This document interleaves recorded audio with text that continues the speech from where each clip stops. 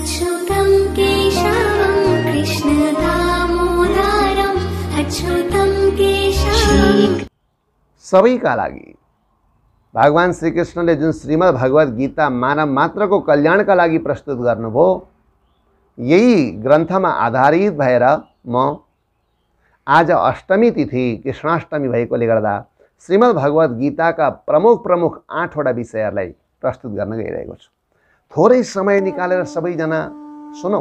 तपाईले यसलाई सुन्नुभयो भने तपाईलाई पनि भित्र छुनेछ। मलाई त यो पढ्दा यहाँका 8वटा होइन लाखौं लाख चिजहरूले छोइरहेको छ। तपाईलाई पनि यी 8वटा चिजहरूले छुन्छ। तपाईलाई मात्र होइन, सारा ब्रह्माण्डका मानव मात्रको कल्याणका लागि भनिएकोले गर्दा अर्कै भाषी, अर्कै देशी, अर्कै व्यक्ति हुन सक्छ, तर उसलाई पनि यो विचारले छुन्छ।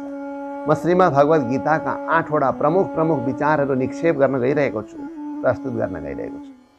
त सज्जन महानुभाव, एकछिन समय निकालेर आज तपाईँ कृष्णाष्टमीको व्रतमा हुनुहुन्छ, भगवानको उपासनामा हुनुहुन्छ, निरन्तर भगवानको सेवामा हुनुहुन्छ, थोरै समय निकालेर अवश्य यसलाई सुन्नुहोला। भगवान श्रीकृष्णले श्रीमद् भगवत गीतामा पहिलो अर्जुनलाई ज्ञान दिने सन्दर्भमा एउटा सुन्दर ज्ञान दिनुभएको छ। संसारमा सबै बलहरूको राजा एउटा बल छ, त्यो बललाई तिमी कहिले पनि ह्रास हुन नदेऊ। सबै बलको राजा मनोबल हो। बलहरूको राजाको नाम मनोबल हो। जीवनमा बलहरू सकिन सक्छन्, धनबल सकिन सक्छ, जनबल सकिन सक्छ, अरू पद प्रतिष्ठाका शक्ति बलहरू सकिन सक्छन्, उपाधिहरू सबै नासिएर जान्छ। यी सबै थोक सकिए पनि, धन जन जे सकिए पनि तपाईँ बाँचुन्जेल, तिमी रहन्जेल, तिमी एउटा बललाई कहिल्यै नसक। त्यो बल हो मनोबल। मनोबल भएको व्यक्तिले संसारमा प्रगति गर्छ, उन्नति गर्छ, विकास गर्छ, समृद्धि हासिल गर्छ र संसारलाई नै सुन्दर बनाउँछ। त्यसले गर्दा तिमी सबै थोक सकिए पनि मनोबललाई नसक। मनोबल छ भने गरिबी आफै हट्छ, दरिद्रता आफै हट्छ, अज्ञान आफै हट्छ, अनि अकर्मण्यता आफै हटेर जान्छ। त्यही भएर भगवान श्रीकृष्ण दोस्रो अध्यायको तेस्रो श्लोकमा के भन्नुहुन्छ? पहिलो ज्ञान क्षुद्रम हृदय दौर्बल्यम त्यक्तोत्तिष्ठ परन्तप। क्षुद्र मनोबल, कमजोर मानसिकताले तपाईँ नबस्नुहोस्, उच्च मानसिकताका साथ बाँच्नुहोस्, मानव सुखी बन्छ। पहिलो। दोस्रो, गीताले दिएको दोस्रो ज्ञान हो, यो शरीर मर्छ।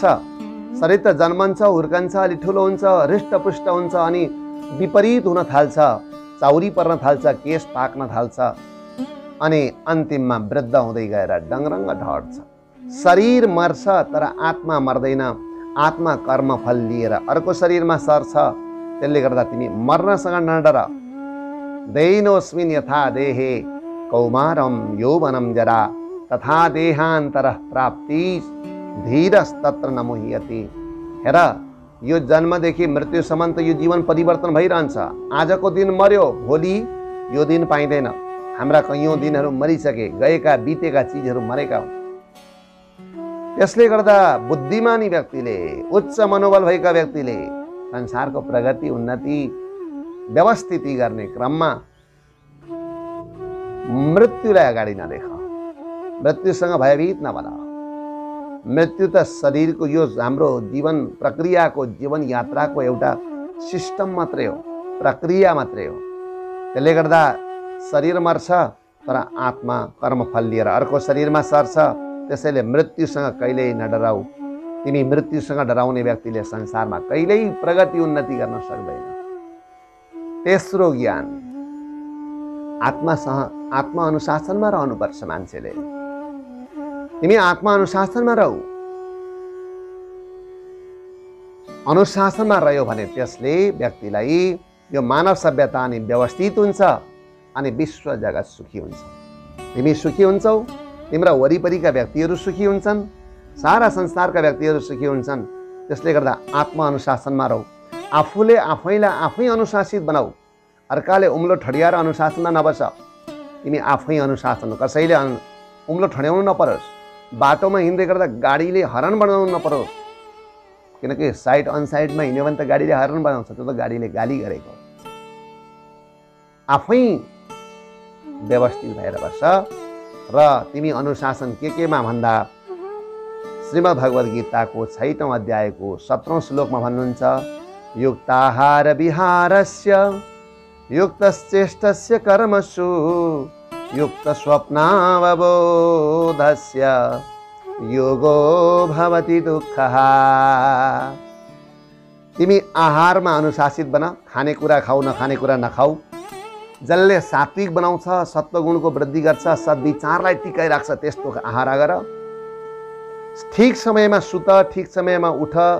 जुन समय हामीलाई समयले ठीक ठीक काम गर्ने अवसर प्रदान गर्छ त्यो अवसरको पहिचान गर। र युक्त स्वप्नावबोधस्य, सुताई ठीक समयमा सुत। कहिले 1 बजी सुत्ने, कहिले 9 बजी सुत्ने, कहिले दिउँसै सुत्ने काम नगर। समयमा सुत, समयमा जाग। अनि युक्त स्वप्न अवबोध भनेको जाग्नु।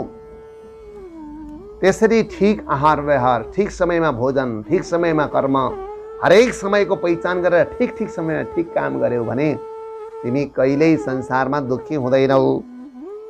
त्यसले गर्दा योगो भवति दुःख, यसले तिमीलाई सन्तुष्टि पनि बनाउँछ, सन्तुलित बनाउँछ। सन्तुलनताले सन्तुष्टि दिन्छ। चौथो ज्ञान, यो सांसारिक भौतिक धन सम्पदा कति भए पनि पुग्दैन। जति भए पनि व्यक्तिलाई सन्तुष्टि हुँदैन। अझै कमायो, अझै कमाउ लाग्छ। कमाउने कति भनेर त्यसको रेखा छैन, सीमा छैन। भोगविलास कति गर्ने त्यसको सीमा छैन। त्यसले गर्दा तिमी जति सत्कर्म गरिरहौ, राम्रो कर्म गरिरहौ, त्यो कर्मबाट पाएको फलमा तिमी सन्तुष्टि बना। त्यो नि तिम्रो जीवनको अचूक आनन्द हो, अतुलनीय आनन्द हो। यदृच्छा लाभ सन्तुष्टो द्वन्द्वातीतो विमत्सरः समसिद्धावसिद्धौ च कृत्वापि न निबध्यते। चौथो अध्याय श्रीमद् भगवद गीताको 4औं अध्यायको 22औं श्लोक। यदृच्छा लाभ सन्तुष्ट, काम गर्दा गर्दै, कर्तव्य गर्दा गर्दै प्राप्त भएको धनमा खुसी हो, त्यो फलमा तिमी रमाऊ। त्यो रमायो भने तिमी अत्यन्तै सुखी हुन्छ। यो सुखको अचूक उपाय हो। यो ज्ञान कर्म सन्यास योगमा भनिएको कुरा हो। विमत्सर, तिमी काम गर्दैछौ, अर्काको ईर्ष्या नगर। मत्सर रहित बन। मत्तः अग्रे सरतीति, मत्सर, मभन्दा अगाडि त्यो त्यति गयो भनेर अरूलाई छिर्के नलगाऊ। र भगवान भन्नुहुन्छ, छिर्के लगाउने व्यक्ति जहिले पछि हुन्छ, पछाडि बसेर अरूलाई लडाउँछ। तर सहयोग गर्ने व्यक्ति अगाडि हुन्छ, त्यही र त हात दिन्छ। त्यसले गर्दा तिमी हात दिनेतिर जाऊ। तिमी पछाडि बसेर छिर्के नलगाऊ, तिमी जहिले पछाडि नै बसिरहन्छ। छिर्के लगाउने, अर्कालाई लडाउने, अर्कालाई विनाश गर्न चाहने व्यक्ति जहिले पछाडि नै हुन्छ, ऊ अगाडि कहिले हुँदैन। तर अर्को लड्दा हाँस्छ, पछि ऊ लड्दा रुने त परिजाओस्, हाँसिदिने पनि कोही हुँदैन, किन ऊ पछाडि हुन्छ। त्यही भएर भन्ने गरिन्छ, मान्छेको भुस पछाडि हुन्छ, पछाडि सर्छ, धानको भुस अगाडि सर्छ। नाङ्लोमा लगाएर केलाउँदा धानको भुस उड्छ, तर मान्छेको भुस पछाडि सर्छ। त्यसले गर्दा यदृच्छा लाभ सन्तुष्ट, पाएको चिजमा सन्तोष बन। अनि सन्तोकी बनेर द्वन्द्वातीत विमत्सर, द्वन्द्व नगर। गलत द्वन्द्वको दिशामा नजाऊ, त्यसले तिमीलाई शान्ति दिँदैन। किनकि संसारमा जति सुकै जोडे पनि, जे सम्पदा भए पनि, जति भोगविलास गरे पनि तत्काले लियतो व्यय। भागवतको 11 स्कन्धमा भगवान श्रीकृष्ण भन्नुहुन्छ, जे भए पनि अन्तिममा सबै लिनुहुन्छ, विनाश भएर सकिन्छ। जो संसारका भौतिक सुविधाहरू जोड्नेवाला तिमी नै रहँदैनौ भने तिमीले जोडेको चिज कहाँ रहन्छ र? यो कुरा तिमी बोध गर। 5औं उपदेश भगवानले दिएको दिव्य उपदेश, कर्म गर। कर्म गर्न कहिल्यै पछि नहट। यो तिमीलाई सबभन्दा स्वतन्त्र, सबैभन्दा स्वतन्त्र कर्ममा छ। त्यसले गर्दा कर्म गरिरहौ। तिमीले पाएको बल, बुद्धि, विवेक सबै ठीक चिजलाई ठीक ठीक ठाउँमा तिमी प्रयोग गर। तर तिमी मसँग समर्पित भएर कर्म गर। जहाँ पनि मलाई अगाडि देख, ईश्वरलाई देख, त्यसबाट तिमी के हुन्छौ? भ्रमित हुँदैनौ। संसार शून्यतामा अडेको छ। शून्यतामा केही पनि अरू आधार हुँदैन। तिमीले जसलाई आधार मानेका छौ त्यो 2-4 दिनमा मरिदिन्छ अनि कसका शरणमा जान्छ? संसारका हरेक व्यक्तिहरू मरण धर्म भएका व्यक्ति भएकाले गर्दा सामान्य व्यक्तिलाई तिमीले तिम्रो पोइन्ट, जीवनको मूल पोइन्ट बनायो भने, केन्द्रबिन्दु केन्द्रीय तत्त्व बनायो भने त्यो मरेका दिन तिमी विक्षिप्त हुन्छौ। त्यसले गर्दा तिमी मलाई केन्द्रमा राख। कर्मण्येवाधिकारस्ते, कर्म गर तर फल धेरै आशा गरेर होइन, पाएको फलमा खुसी बना।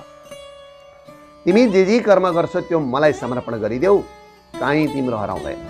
ब्रह्मण्याधाय कर्माणि सङ्गम त्यक्त्वा धनञ्जय लिप्यते न स पापेन पद्मपत्रमिवाम्भसा। श्रीमद् भगवद गीताको 5औं अध्यायको 10 श्लोक। यत् करोषि यदस्नासि यज्जोषि, जे तिमी गर्छौ, यत् करोषि यदस्नासि यज्जोषि ददासि यत् यत् तपस्यसि कौन्तेय तत्कुरुष्व मदर्पणम। कर्म गर, मलाई अर्पण गर, अन्तिममा ओम कृष्णार्पणमस्तु। जे गर्छौ कृष्णार्पणमस्तु, त्वदीयं वस्तु गोविन्द तुभ्यमेव समर्पयेत्। ए प्रभु, म जे गर्दैछु तपाईँले दिएको बुद्धिले गर्दैछु। म जे भनिरहेको छु यो तपाईँले दिएको बाणीले गरिरहेको छु। म जे खाइरहेको छु तपाईँले दिएको प्रसाद लिइरहेको छु। ममा अर्पण गर न। त्यसो गरेपछि तिमी नराम्रो काम गर्न तिमीलाई विचारै आउँदैन, इच्छै आउँदैन। 6औं उपदेश, ख्याल गर, आफ्नो उद्धार आफै गर, अरू कसैले तिम्रो उद्धार गरिदिँदैन। तिमी अर्काको आश गरेर नबस। मेरो घर अरूले आएर ठुलो बनाइदेलान् अनि म बसौँला, मेरो वरिपरि अर्कैले आएर सफा बनाइदेला अनि म सफामा बसौँला, अनि धेरै ज्ञान आर्जन अरूले गरिदेलान् अनि म ज्ञानी बनाउला, कसैले धन आर्जन गर्देला अनि म धनी बनाउला। यस्तो आशा लिएर तिमी कहिल्यै नबस। आफ्नो उद्धार आफै गर। उद्धरेदात्मनात्मानं नात्मानम् अवसादयेत्, आत्मैव ह्यात्मनो बन्धुरात्मैव रिपुरात्मना। श्रीमद् भगवद गीता 6औं अध्यायको 5औं श्लोक। तिमी आफ्नो उद्धार आफै गर। विद्यार्थी अर्काले पढिदिएर म राम्रो अङ्क ल्याउँला भनेर कहिल्यै नबस। धनार्थी धन अरूले कमाइदेला र म धनी हुँला भनेर कहिल्यै नबस। तिमी भगवानको सेवाहरूले गर्देला र म फल खाउँला भनेर नबस। यो यद्वपति बीजम हि सतत प्राप्नोति निश्चितम। तिमीले रोपेको फल नै हो यो कर्मभूमि। यही भएर यो संसार, यो पृथ्वीलाई कर्मभूमि भनिएको छ। तिमीले गरेको फल छ। तिमी आज सुत्यौ, एक दिनभरि तिमी सुत्यौ, अर्थात् जुवा तास रक्सी भट्टीमा रमायो भने तिम्रो एक दिन बर्बाद भयो। तिम्रा जम्मा 36,500 दिनमा एक दिन बर्बादीमा गयो। तिमी आज गरेको कर्मले यो 36,000 को दौरानमा एक दिन तिमी निराश भएर रुँदै छटपटाउँदै बस्नु। त्यसले गर्दा उद्धरेत आत्मनात्मानम, आफ्नो उद्धार आफै गर। कति सुन्दर छ। तिम्रो बन्धु तिमी नै हौ। अरूले त सहयोग गरेका हुन्, सपोर्ट गरेका हुन्, काम तिमीले गर्नुपर्छ। यदि तिमीले काम गरेनौ, अरूले सपोर्ट गरेकै भरमा विजयी हुन खोज्यौ, कसैले फोन लगाइदिएका भरमा तिमी सोर्स फोर्समा कहीँ काम गर्ने भयो भने तिमी एक दिन पतित हुन्छौ। तिमीले कलङ्क बिहोर्नुपर्छ। त्यही भएर आत्मै ह्यात्मनो बन्धु, यो 6औं उपदेश। तिम्रो दरिद्रता तिमी आफै हटाऊ, सङ्घर्ष गर, दृढ सङ्कल्पी बनाऊ, भय नगर, तनावमा नबस। तिम्रो तनाव तिमी आफै हटाऊ, आफ्नो काम आफै गर। स्वावलम्बी सके बन्न कोही चाहिन्न नोकर। आफू स्वावलम्बी बनेको व्यक्तिलाई संसारमा नोकर चाहिँदैन। नोकरलाई काम लाएर तिमी सुखी हुने, यो काम नगर। आफ्नो काम आफै गर। भगवानले यो सुन्दर उपदेश दिनुभएको। त्यसपछि के भन्नुहुन्छ? काम गरिरहँदा एउटा कुरा नभुल, तिमीले काम गर्ने दौरानमा त लोभ बढ्छ नि, लोभलाई हटाऊ। तिमी के देख भने अन्याय, अत्याचार, पापाचार, दुराचार, भ्रष्टाचार, शोषण दमन गर्नुभन्दा अगाडि मलाई देख, म ईश्वर हुँ। ईश्वर व्यापक छ। तिमी त्यही ईश्वरको भक्ति गर। ईश्वर व्यापक भएको तत्त्वलाई तिमीले स्मरण गर्यौ भने तिमीले कहीँ अन्याय गर्दैनौ। जहाँ गए पनि ईश्वर छ, ईश्वरले देखिरहेको छ भन्ने तिमी अनुभूत गर्छौ। त्यही भएर तिमी कहीँ अन्याय नगर। ईश्वर सर्वभूतेषु हृद्देशेर्जुन तिष्ठति, भ्रामयन् सर्वभूतानि यन्त्रारूढानि मायया। ईश्वर त सम्पूर्ण प्राणीको अन्तर हृदयमा छ। त्यसले गर्दा कसैलाई पनि तिमी नरुवाऊ, कसैलाई दुःख नदेऊ। किनभने अरूलाई दुःख भयो भने तिमी के सम्झ? आत्मनः प्रतिकूलानि परेषां न समाचरेत्। तिमी धर्म त्यो हो, तिमीलाई जे हुँदा तिमीलाई प्रतिकूल हुन्छ त्यो काम अरूसँग नगर। तिम्रा छोराछोरीलाई कसैले कुट्यो भने तिमीलाई पीडा हुन्छ भने तिमी अर्काका छोराछोरी नकुट। तिम्रा गोजीको सम्पत्ति चोर्दा तिमी रुन्छौ भने अर्को पनि रुन्छ, अर्काको गोजीको सम्पत्ति चोरी नगर। तिमीलाई कसैले अपमान गर्यो भने तिमी दुःखी हुन्छौ भने तिमी कसैको अपमान नगर। सके सम्मान गर, नसके अपमान नगर। सके परोपकार गर, नसके कसैको अपकार र तिरस्कार नगर। त्यसले गर्दा ईश्वर व्यापक छ। जहाँसुकै ईश्वर भएपछि तिमी कसै अरूलाई छल्न कोसिस गर्यो भने पनि मलाई छल्ने कोसिस नगर। भरसक संसारमा सबैका हृदयमा ईश्वर भएकाले गर्दा तिमी कसैलाई छल्ने कोसिस नगर। पाइन्छ ईश कुन मन्दिरमा पसेर, त्यो हाँस्छ स्वच्छ मन आसनमा बसेर। ईश्वर त मनको आसनमा बसेको छ। हरेक व्यक्तिको अन्तर्हृदयमा ईश्वर भएपछि विभेद नगर। र ऊ के गर्छ अन्तर्हृदयमा बसेर? भ्रामैन सर्वभूतानि यन्त्रारूढानि माया। रिमोटले च्यानल चेन्ज गरे झैँ हरेक व्यक्तिको मनस्थिति बदल्दै बस्छ। यो 7औं उपदेश हो सज्जन, आजको मैले टिपेर प्रस्तुत गरेको 7औं उपदेश। अर्को भगवान के भन्नुहुन्छ? तिमी सबै काम गर्दै जाऊ, तर अन्तिममा संसारमा तिमीसँग केही जाँदैन। तिमीले कर्म त गर्नै छ, कर्मद्वारा नै तिमीले सिद्धि हासिल गर्नु छ। कर्मणैव हि संसिद्धि मा सीता जनकादय। तर त्यसो भनिरहँदा तिमी कर्म नछोड, तर तिमीले एउटा कुरा अन्तर्हृदयमा जहिले राख। यो गीताको सार हो।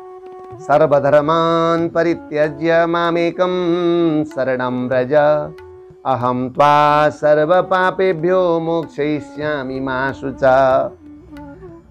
तिमी सम्पूर्ण धर्महरूलाई, ग्राम्य धर्म, सामान्य धर्महरूलाई त्याग गरेर मेरो शरणमा आऊ।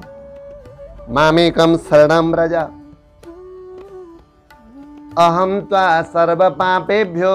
तिमीलाई सम्पूर्ण पाप राशिबाट म मुक्त गराइदिन्छु अनि मोक्ष पनि गराइदिन्छु। दुःखबाट मोक्ष गराउँछु। मोक्ष भनेको छुटाउनु हो।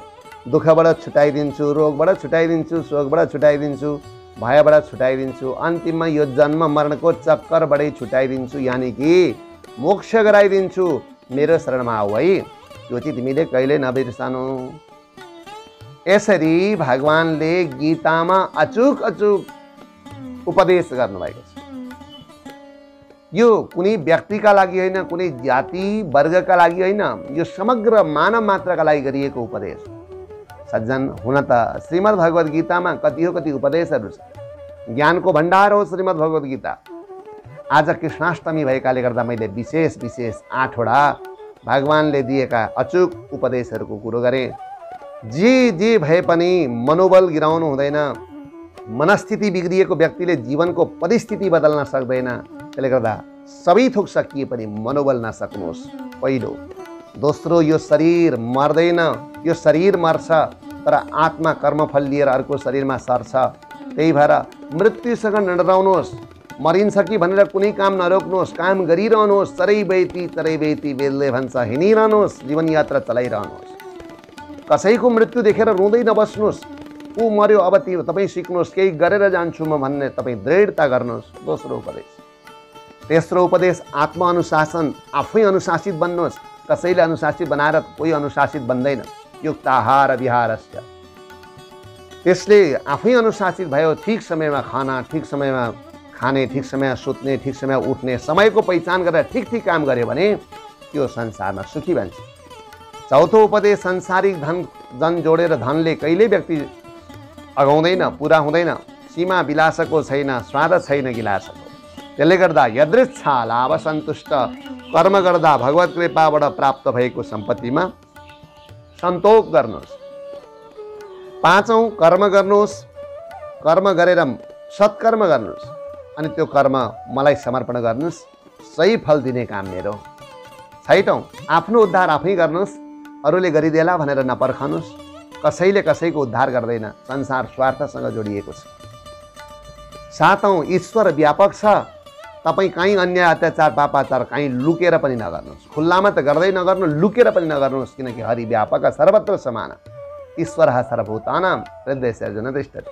व्यापक छ। आठौं उपदेश सबै कुरा छोडेर कर्म गर्दै गर्दै तपाईँ मेरो शरणमा आउनुहोस्। तपाईँका सम्पूर्ण बिना पार लगाउने मेरो काम हो। भगवानले यसरी 8वटा उपदेशहरू गीतामा प्रदान गर्नुभएको छ। मैले आज भगवान श्रीकृष्ण प्रकट हुने दिन भएको यो पुनीत पावन पवित्र तिथिको दिन मैले यी 8वटा दिव्य कुराहरूलाई यहाँ प्रस्तुत गरेको छु, जुन कुरा हृदयङ्गम गर्न योग्य, अनुकरण गर्न योग्य छ।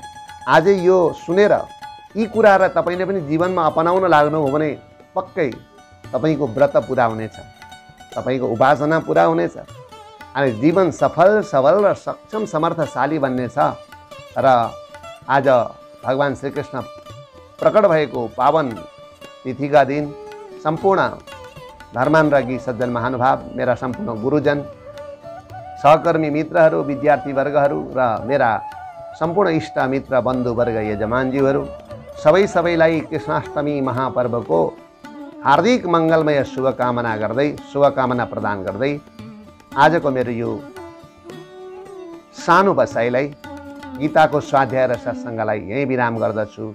ओम शान्ति शान्ति।